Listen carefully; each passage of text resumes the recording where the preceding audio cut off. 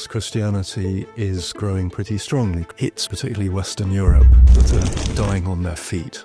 Surveys tell us that large numbers of people think that Easter is about the Easter Bunny. So many people these days seem to be unaware that you can't really study the canon of English literature without knowing about the Bible. Students at Nottingham University reading English literature, God help us, had been given a trigger warning about strong expressions of Christian conviction in the Canterbury Tales. My goodness, we live in a world crying out for forgiveness today.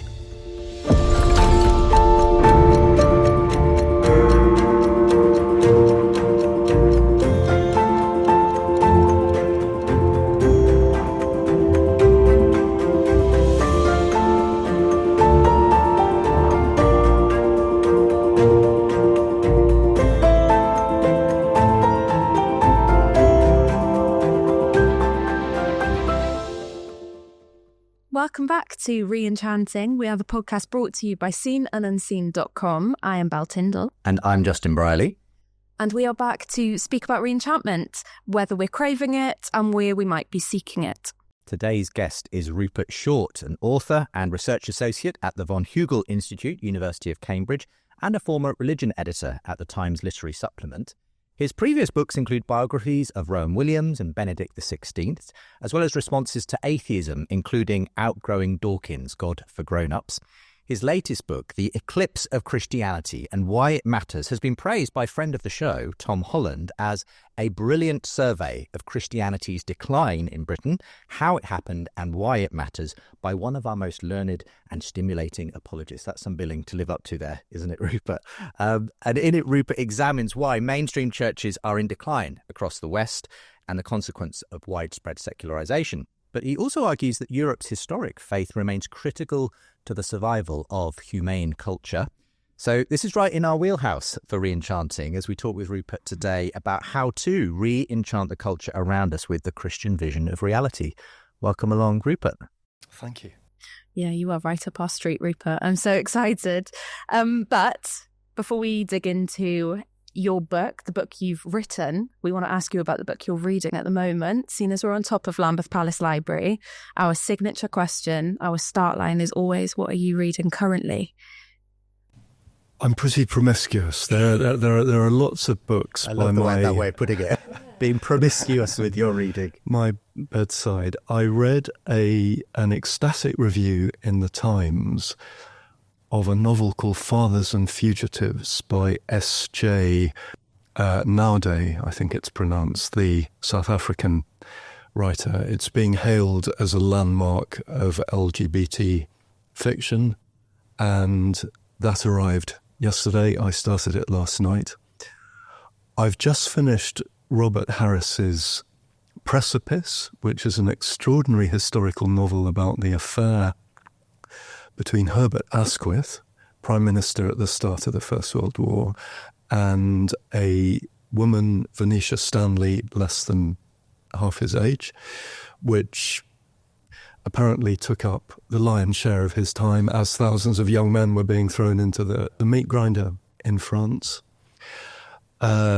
Hispanic Studies is my second string. I try to read the Bible in Spanish as much as in English, and I keep a volume of Austin Farrer's sermons by the bedside. They are a constant stimulus to me. Wow, very promiscuous. Yeah, that is eclectic. I like that. It's great. I mean, I can imagine you must have read, I don't know, countless books in your role as, former role as an editor of the Times Literary Supplement. Sort of was the territory you walked in. But you've written a lot of books as well. In fact, we're here to talk about the latest one, though any of your books would make for a fascinating discussion. In some ways, a few people, when the book started to kind of hit the reviews and so on, were saying to me, "Oh, Justin, there's a new book out, and it's rather similar to your book, The Surprising Rebirth of Belief in God, but it's the pessimistic version." Because I think we do touch on similar ground, a sort of an interesting new awareness in some secular intellectual circles, a revaluing of Christian faith. I see that sort of as a sort of glass half full. You perhaps see this as just the result of the fact that we're losing so much Christian influence. So tell us sort of, what's the bad news, as it were, that you kind of begin the book with? Well, you do hint at the way that my book pivots on a paradox. Because in the world as a whole, of course, Christianity is growing pretty strongly. Christianity and Islam are the two most formidable worldviews on earth. Both are doing pretty well in the world as a whole. Tens of thousands of people come to Christian faith every day in Africa alone. And you could tell allied stories about Latin America and much of the rest of the global south. It's Western Europe and North America, particularly Western Europe, that are the exceptions. And for all the evidence of an increased interest in Christianity, one of my curates at my church was telling me that since the pandemic, lots of young people, particularly young men, have been coming forward for baptism. You know as well as I do, I'm sure many of our listeners are aware that a city like London has become a good deal godlier since the turn of the millennium, precisely by dint of immigration.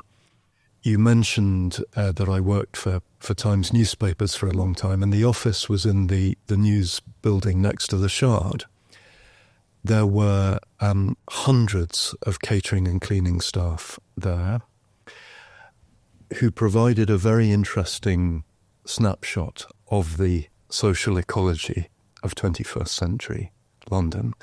For the most part, they were either Catholics, Muslims, or ex-Catholics who had converted to evangelicalism. And it was a great education to me to talk to these other employees every day. And yet, I don't think that any of that really undermines the melancholy side of my story. I have spent most of my life in London, and I partly grew up in Spain, but I am an Essex boy by origin, and an Essex boy who's never lived in Essex for all that long.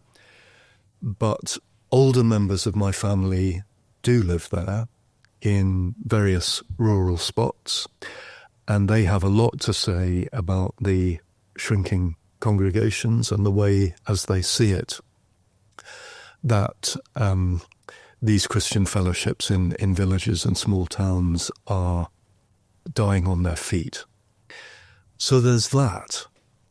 And then, just in brief, I think I would want to say something about the way that there seems to be so much less to reinforce Christianity in the culture. 30, 40, 50 years ago, there would almost certainly have been a vicar or a priest in the soap opera. He wouldn't have been the main character, but he would have been there. He would have been there on people's radars.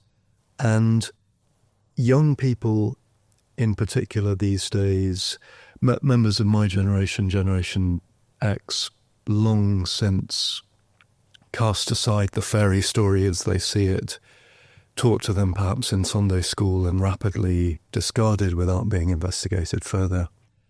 And their children in their teens and 20s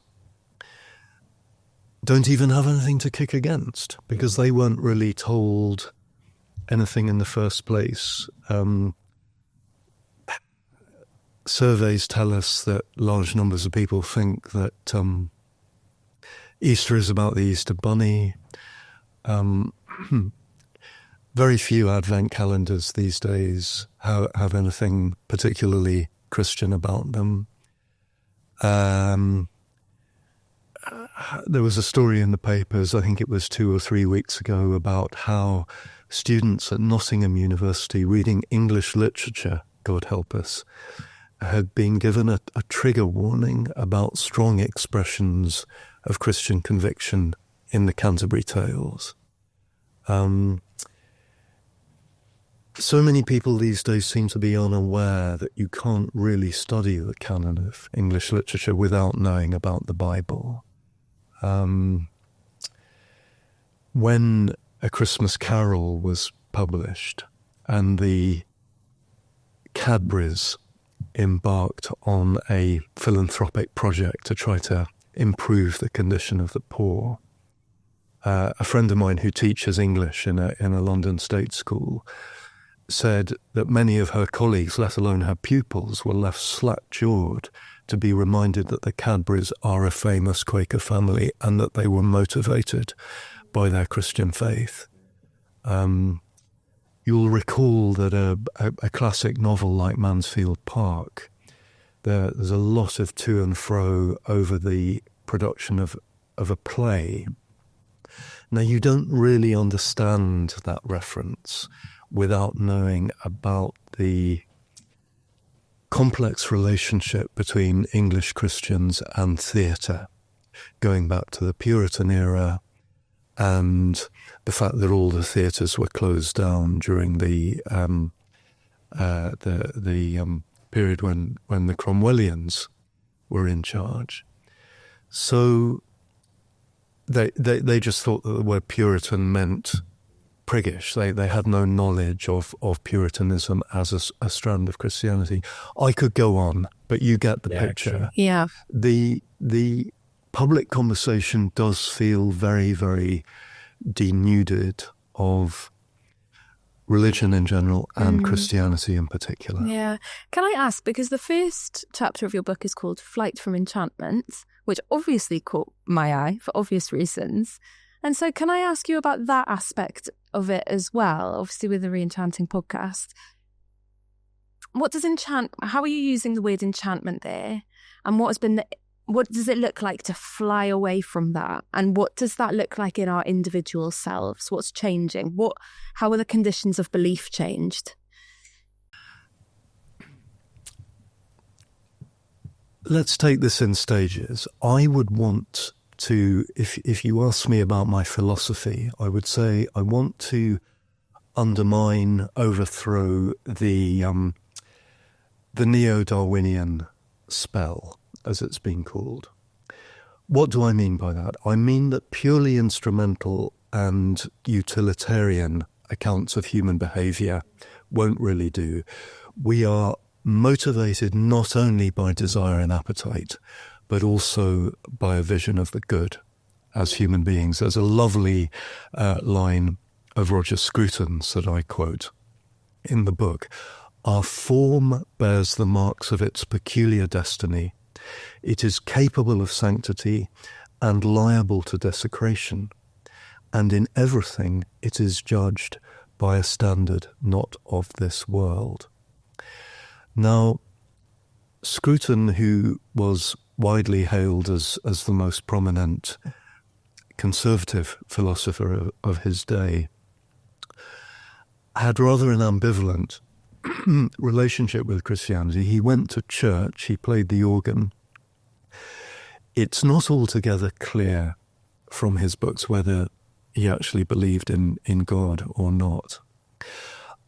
If I had been able to have a conversation with him, I think I would have wanted to push him that bit further and to say Christianity supplies the strongest available underpinning for goods, including the sanctity of life, the dignity of the individual, and human stewardship of the environment. Naturalism, which is the philosophical correlate of being an atheist, naturalism leaves you with a very, very lunar landscape, metaphysically speaking. Now, I can hear some atheists saying, well, if the truth is a lunar landscape, then we have to accept the lunar landscape. I can hear Richard Dawkins saying something similar. The universe doesn't owe you a purpose, Rupert. Richard Dawkins said, there is just DNA and we dance to its tune. Stephen Hawking, in fairness, said something pretty similar. We are in terms, we are literally chemical scum. We are in a blind alley as a planet, in a very undistinguished suburb of Nowheresville, in an unimportant galaxy. There's no point in asking any questions about meaning and purpose. There is no meaning or purpose. The only language with any authority is that of mathematics. Well,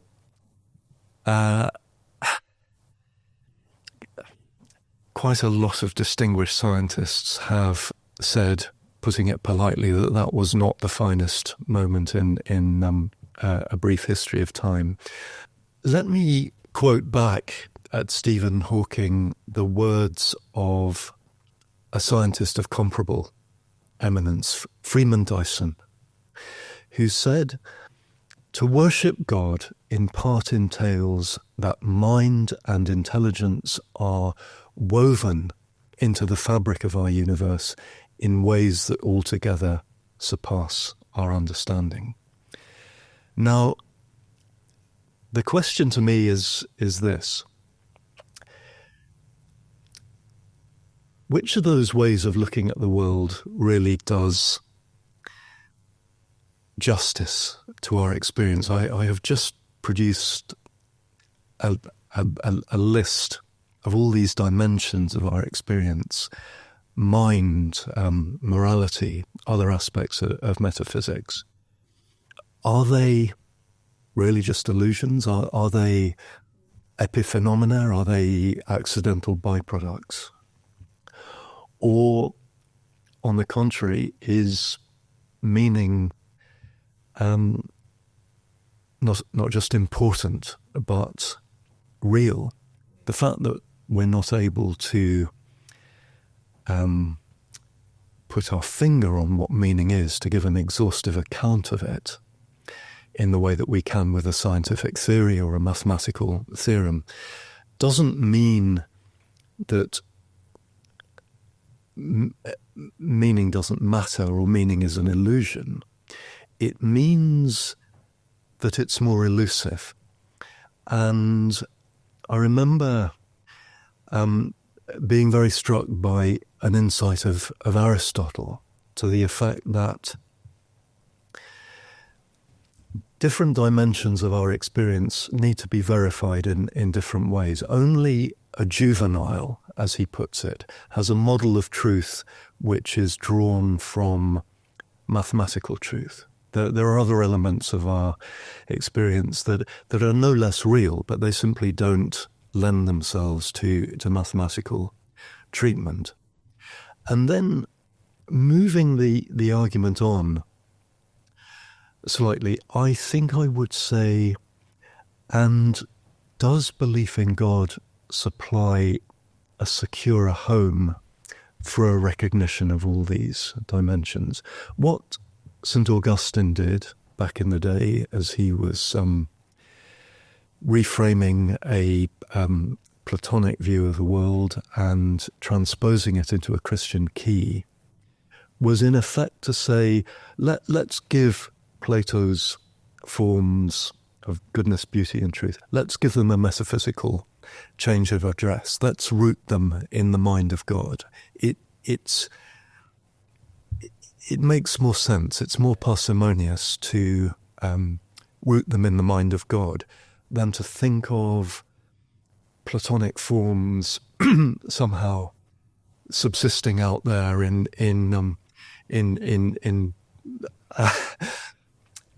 blobs of some kind. And it's always been a bit of a source of amusement to me that a poster boy for atheism in the 20th century, somebody like Bertrand Russell, was in effect a kind of Platonist. He believed in what he called Russellian universals, for which there is zero evidence whatsoever.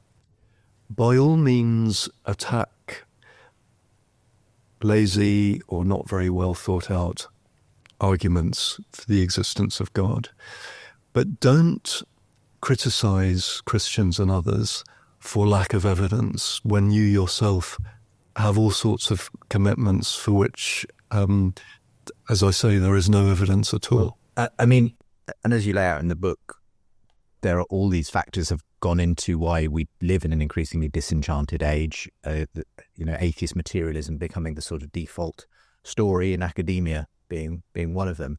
Arguably, the church hasn't always helped itself, though, as well in the process, either in its failure to really hold a story out creatively to the culture it finds itself in, or by, frankly, some really bad missteps. We're recording this in the wake of the resignation of the Archbishop of Canterbury, following the Mackin report and the awful sort of evidence that brought to light of this abuse by John Smythe. And that's yet another, in a sense, negative headline to add to a plethora of headlines that have come out over the last decade or more. I suppose what's your response to that fact, and how much are the institutional failings of the church to blame for the fact that Christianity has been receding in the West? Well, if I could begin by saying I think there has been a philosophical failure as well. The Archbishop of Canterbury has drawn heavy criticism over perceived safeguarding failures in recent weeks. I would just like to say I think that he makes a mistake of another kind in his YouTube conversation with Alistair Campbell, when he in effect says, forget about abstract arguments for the existence of God. You've got to let Jesus into your life. Now, it is perfectly true, of course, that Christ himself did not set up a philosophy seminar. He said, repent and believe the gospel. But that is not the full gamut of the biblical picture. Paul, as you know, at the beginning of Romans, talks about the way that human reason is empowered, if you like, by the fingertips to apprehend the existence of a creator. It is not possible, I would say, in the terms naturalism allows, to say how anything at all can exist. Science, just to amplify my last answer a bit, science tells us about the relations between phenomena. It explains how state of affairs A has given rise to state of affairs B, but it can't account for being as such. And therefore, theism is a valid inference of metaphysical reasoning. I think myself that the mainstream churches in recent decades have been too much on the back foot in that regard. They've been trapped in the headlights of philosophy, and they can, within the world of academic theology, there's been a great recovery of nerve. Whether it has filtered through into the pew or not, I'm not so sure. It's interesting that you go there, though, because my assumption might be that for the vast majority of people who engage with the church, those sorts of questions are sort of quite high grade and are not what they're probably more is influencing them more in their view of Christianity is front page headlines about it's the institution. Yes, and one of my books is called "Does Religion Do More Harm Than Good?" and institutional questions are absolutely vital. 2 points. One, of course, people are very put off Christianity and indeed other faiths by perceived hypocrisy. If you are a minister of some kind, you need to show a good example. And in my own church, the Roman Catholic, there have been terrible examples of bad faith, which I lay bare in my book without fear or favour. It does need to be said at the same time, though, one or two things, not to qualify that point exactly, but to place side by side with it. First of all, the correct definition of a Christian is not a good person. It's someone who acknowledges their failure to be good. The church is a hospital for sinners. It's not a hotel for saints, as somebody said. And as a journalist myself with a foothold in academia, I know one or two things about the corruptions of my trade. A volcanic eruption is news. Underground streams providing stability of life to generations of people isn't news by definition. I mean, bad news is what sells newspapers. And a famous news editor, when asked why there were so few good news stories about the Church of England, said, "The Church of England getting its act together is not a story. I want to have the vicar with his trousers round his ankles or his hand in the till." You mentioned at the start of this interview that I'm a biographer of a pope, as well as an Archbishop of Canterbury. So I have had to spend a certain amount of time in the marble halls of Rome. But I've also produced a chronicle of the global persecution of Christians, and that's a book called Christianophobia. And I spent time in some of the largest slums on earth in Africa and Asia, and believe me, my faith, which had taken a denting in some ways, was restored by finding that again and again and again, in situations of direst need, it was Christians in particular who were alongside the poorest of the poor, the sickest of the sick, the most vulnerable of all. That is a side of the equation that, by definition, really, one doesn't really hear about in the mainstream media. I read that book just before I went to Jordan last autumn, and then I got to go to Jordan, and it was late October, and I got to spend some time with some Christians there who were all readying themselves to do whatever they could, you know, in a context that's hard for them, but they were readying themselves to do whatever they could in the wake of last October 7th, and what's happened since. And it was so beautiful. And I had a very similar experience to you, where you see these Christians in other parts of the world who have it really hard, and you see there's still this selflessness and their readiness to be good news, like live it out. It was so beautiful there. There are people who will see the title of your book and be very happy about it. You know, they will read your hypothesis of what's happening and will be really glad, actually, that Christianity is waning in its influence.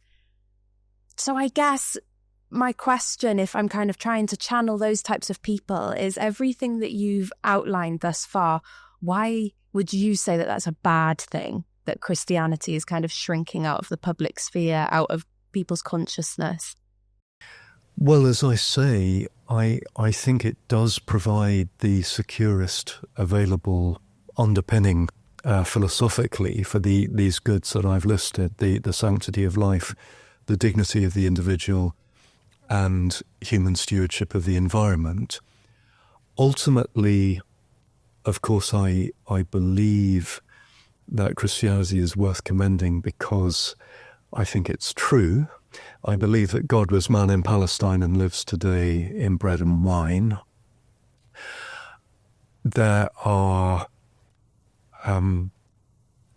subsidiary benefits that flow from that.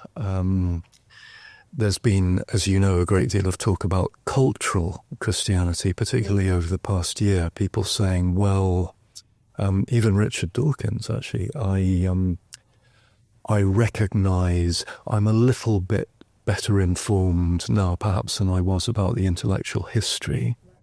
And I recognise that goods such as individualism, parliamentary democracy, science itself, these derive from Judeo-Christian culture. It's not an accident that they developed in the situations where they did develop. The Christian Revolution began far, far before the scientific revolution in Europe in the 16th and 17th centuries. Back in the ancient Near East, there was never any idea that religious observance included philanthropy. Ancient paganism didn't include a notion that part of your religious observance included care for the widow and the orphan, or fishing beggars out of the gutter. Even Stoicism, I think, which is the closest pagan philosophy to Christianity in some ways, it's still rather an aristocratic conception of the world. It's no accident to my mind that Christianity spread like wildfire, particularly among women and slaves in the early centuries. Now, of course, we all know about corruptions that set in after that. But I think I would want to say to those who would like to banish religion altogether from the public square, be careful what you wish for. I'm not advocating theocracy. I'm not saying that Christians should be allowed to boss other people around. Of course, the Christian contribution needs to be held to account on the basis of cogency, viability, and other yardsticks. But I think if you just sweep it under the carpet altogether, you breed resentment, and as I've indicated, you're left with this very, very denuded public landscape. I mean, what's interesting to me is, as you say, some of those very anti-religious voices of 10, 15 years ago, Richard Dawkins, for instance, do seem to sort of be talking about Christianity in a rather different way now, recognising the cultural influence and importance. Perhaps they might not be writing the books today that they did in the era of the New Atheism. You know, Christopher Hitchens famously, his book title was God is Not Great, Why Religion Poisons Everything. It'd be hard to see a book with that title coming out right now in the era when you've got people like Tom Holland writing these best-selling books on the enormous influence of Christianity on Western, moral imagination, your book, many others in like manner. And you reference, obviously, a number of these people within your own book, and Ayaan Hirsi Ali, who you sort of shared a book launch with recently, who's a very interesting example of one of those new atheists actually saying she is now a Christian. And largely, I think, part of the change has been that she's come to recognise this thesis that actually we really do owe so much of Western values to the Christian story, ultimately. So I see that happening, and it's really interesting that to some extent that's partly because I think as we move further and further away from the Christian story, we start to uncover some of the foundations of it and wonder, well, how are we going to sustain this in the future? It has led to, obviously, a lot of people, though, asking a subsequent question, well, when Richard Dawkins is championing Christianity, this cultural Christianity is, well, we might say good, bit of a change of heart there, but is it Christianity anymore? Is it just a sort of useful fiction that really people are interested in at this point, something that's culturally useful, but we can kind of sort of forget the actual metaphysics of? Yes, I would revert to a couple of points that I've made earlier. Even Richard Dawkins has gone so far as to say, well, maybe there is an argument for a kind of deism. Maybe the universe does rest on an agency which is deeper, a creative agency that monotheism tradition may as God. The trouble is, you Christians will queer the pitch because you believe all this strange stuff that the vicar tells you. That was his comment, I think. Surely you don't believe all that mumbo jumbo that the vicar tells you. Well, I would say, first of all, if you accept, as I said a moment ago, that theism is a valid inference of philosophical reasoning, then isn't it the God of the philosophers, as it's called, it's not negligible. It does take you part of the way, but is it not then incumbent upon you to ask what I see as the inevitable follow-up? If God has made us, is it not possible that God has spoken to us as well? And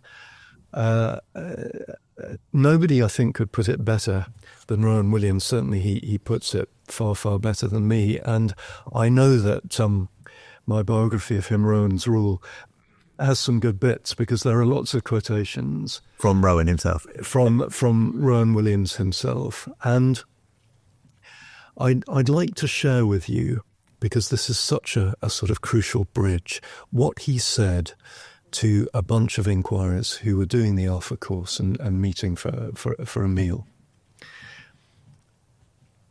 By listening to what Jesus says and by watching what he does, people's whole sense of their world changes.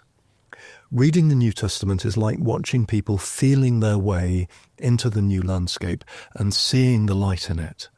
Bit by bit, people put together a jigsaw, and you end up with that really strange and mind-bending notion that God lives in Jesus in an absolutely unique way. So Jesus opens up a new phase in human consciousness. But, adds Dr. Williams, how do we know it's true? Christians have never been able to come up with a simple answer to that. It's a bit like saying, how do you know that your husband or wife is lovable? There's something about the knowing that is involved with your whole personality changing. But of course, Christians have always tried to make sense of it and to put it in some kind of intellectual shape.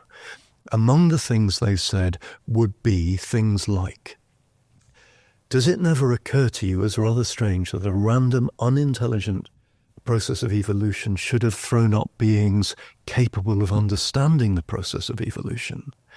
Has it never occurred to you as a bit odd that a blind universal system working in its own regular but undirected ways should produce the questioning, agonizing, imagining, loving people that you are?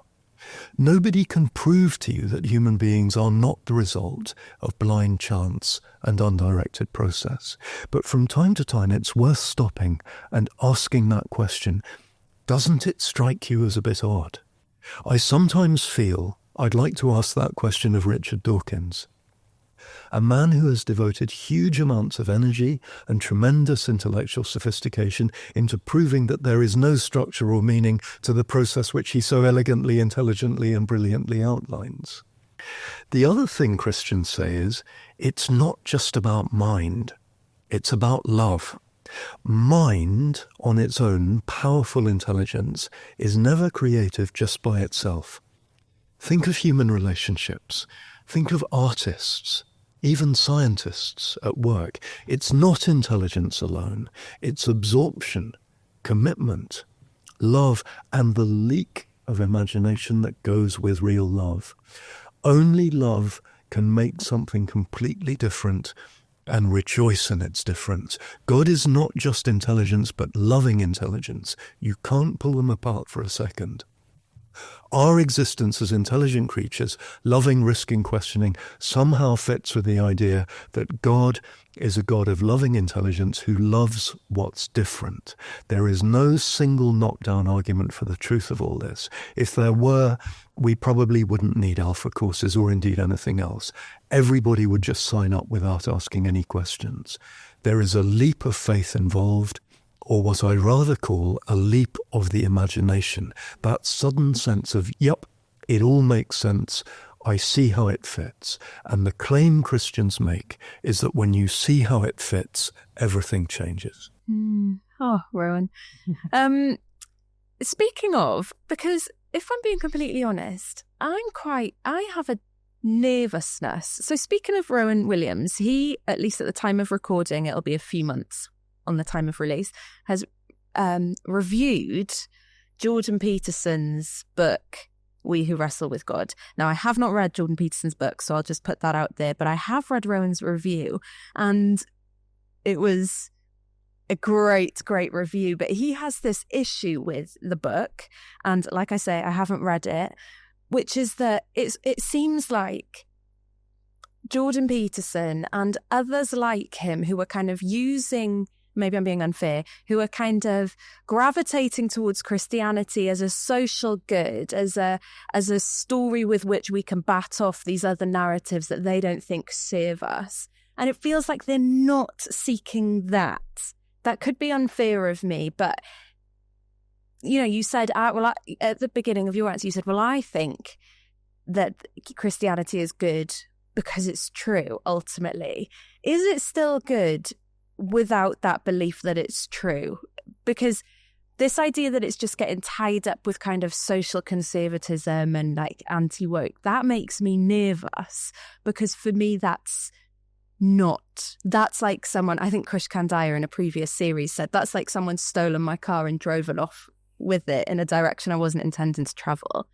So can I get your thoughts on that? Sure.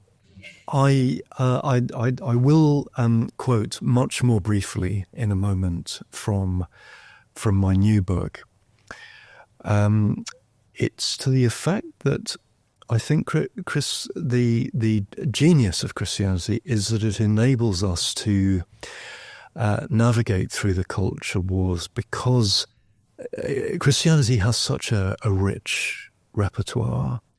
It supplies some of the best lines that both conservatives and radicals can use. And I remember a pivotal moment in my own development. I feel like a sort of politically homeless centrist now, a bit more left-leaning on economics and a bit more conservative-leaning on some social matters. But I remember somebody saying, the left and the right they're both correct up to a point.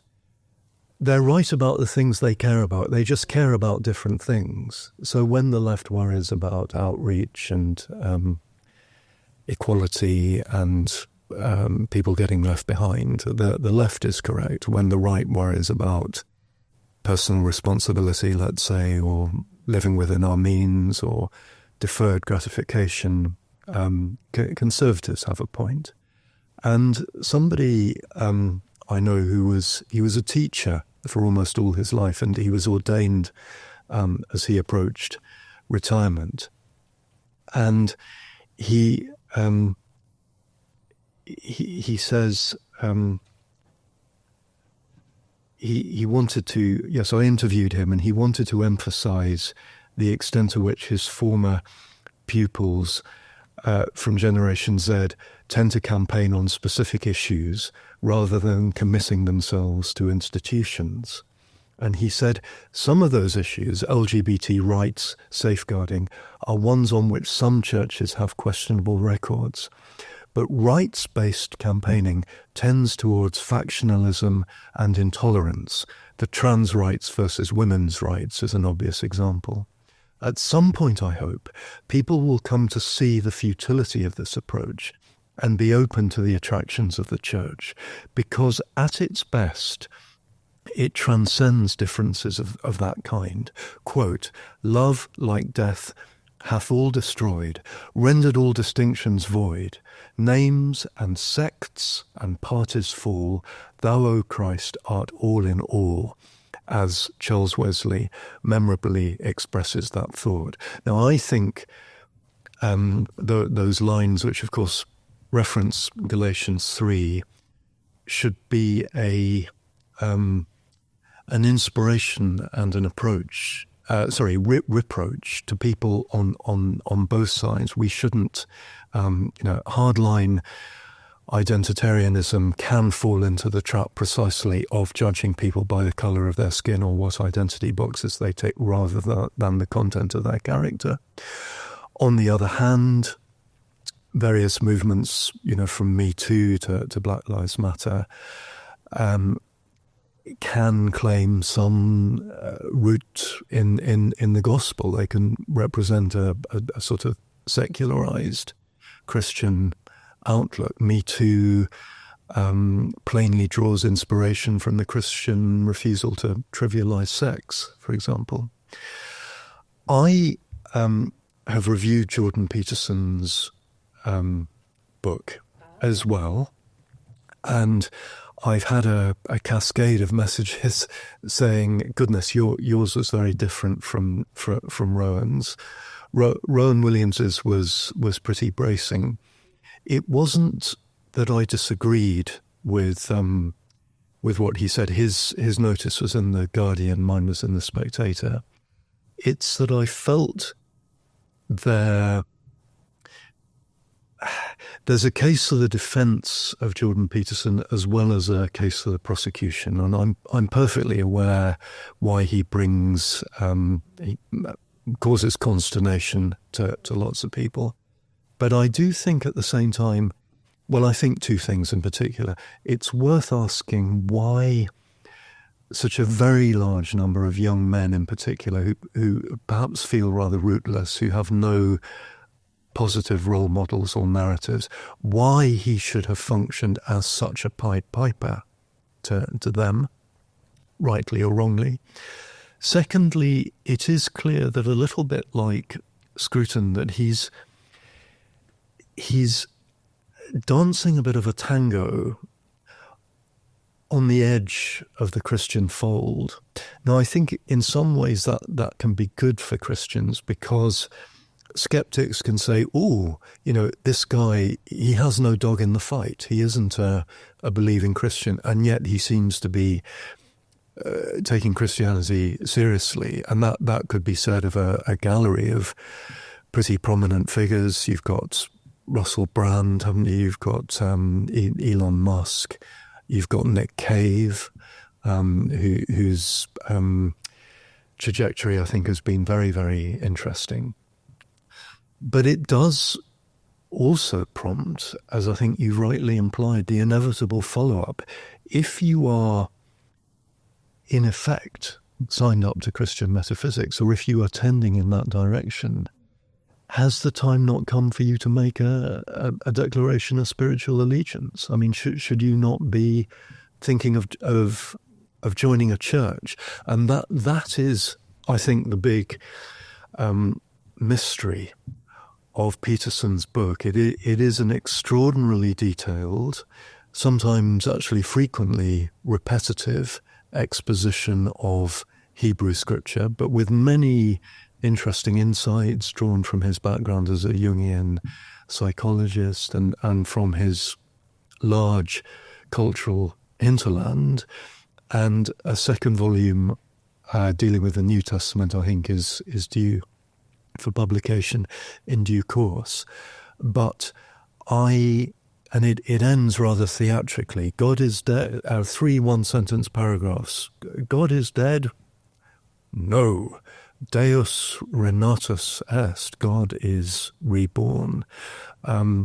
So what's in the pipeline, Dr. Peterson? Are you going to have a Damascene moment?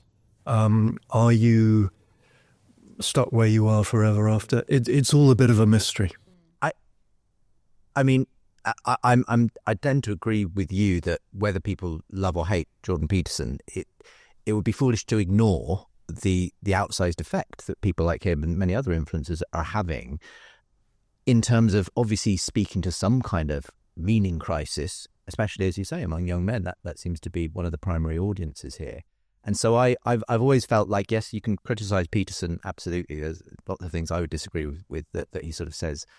But at the same time, don't sort of ignore the fact that something's happening here. And I suppose what I'm noticing as well is with a number of these secular intellectuals, some of them on the more conservative end, who are having a sort of a moment of, okay, reinvestigating Christianity on the basis of maybe some sort of intellectual argument for its influence in our culture and so on. Whereas some seem to have sort of made that leap, the Iron Hersiales, who seem to have said, okay, I'm just going to kind of embrace this. There's a lot who are more, as you say, like the Peterson sort of thing, sort of standing on the edge, but not quite willing to commit. I think it was Louise Perry, who we had in our first season, has spoken of her disenchanted brain struggles to accept the metaphysics, essentially, of Christianity, even though she fully sees the kind of the value and everything else. I mean, what's your advice to those folk who do say, I just really struggle, Rupert, to embrace the incarnation, the miracles, the resurrection, all of that stuff, which just seems so hard to swallow in today's age? Well, when people say that, I do think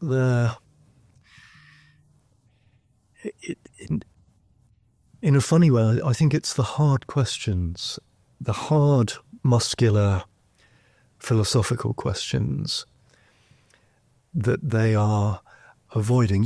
It all sounds like candy floss. It's a lovely story on the face of it, but of course it's not for grown-ups. I would go back to what I said earlier in this conversation, that there are strong arguments in favour of the existence of God. Richard Dawkins's intellectual beard is a theoretical physicist called Lawrence Krauss in the United States, who's written a book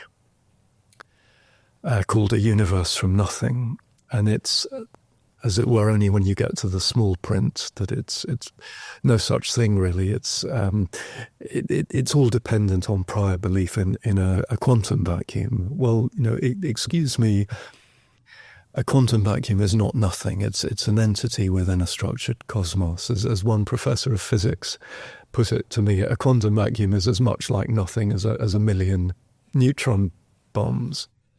As I said earlier, it is not possible in the terms naturalism allows to say how anything at all can exist. So, and that's only one argument for the existence of God. I think there are several other strong ones which I go into in my books. Does religion do more harm than good? And the hardest problem, which is an exploration of the problem of evil.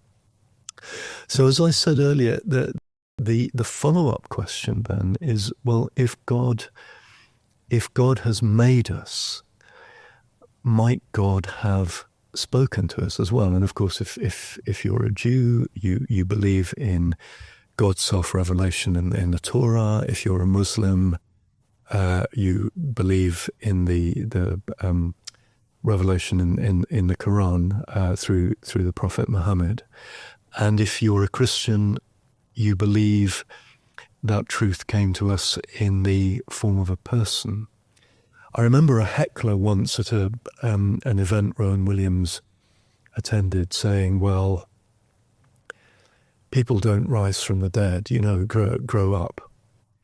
And he gave, again, I thought a very good brief answer.